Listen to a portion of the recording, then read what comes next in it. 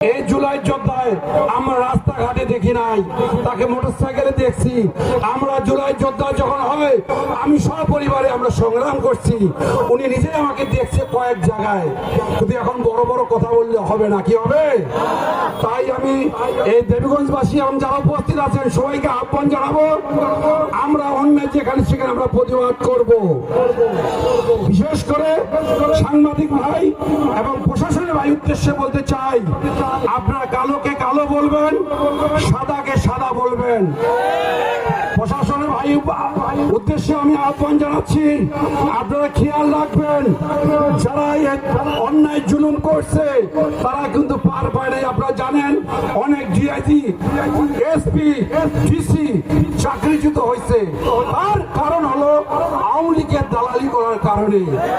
তাই আমি আপনাদেরকে স্মরণ করে দিতে চাই, আপনার ন্যায় নীতির পক্ষে থাকবেন, চাকরি যাবে না, বড্ড জন আপনাকে ট্রান্সফার করতে পারবে।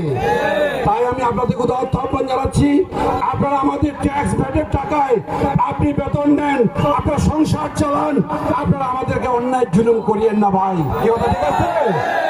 আরেকটি কথা বলে যাই, আপনারা জানেন আমাদের পঞ্চগড় 2 আসনের ফরহাদ হোসেন আজাদ এমপি সাহেবের এবং প্রতিমন্ত্রী ছবি প্রকাশ হয়ে গেছে। এই ছবিতে তারা আমাদের টোটাল নারী সমাজ কল্যাণ এবং যত কিছু পরিষদ হয়েছে তারা সবাই জামাত শিবিরের উপর অপব্যাখ্যা দিয়ে চালিয়ে দিতে চেয়েছিল।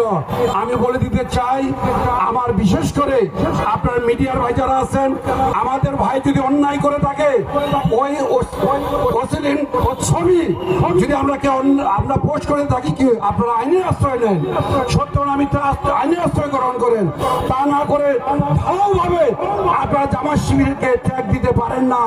এটা আমি ধিক্কার জানাই, নিন্দা জানাই। আমার শেষ শুনেন, আমি সনাতন ধর্মের ভাই উদ্দেশ্যে 2-1টি কথা বলে আমি শেষ করব।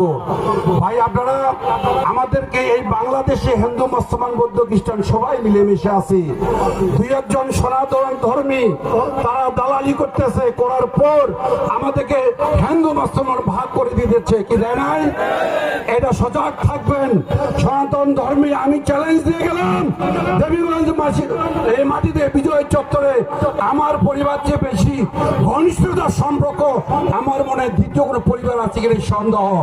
তাই মাঝে সাত ঢাকা দিবেন না। সনাতন ধর্মী ভাই উদ্দেশ্যে বলতেছি, আপনারা আমাদের ভাই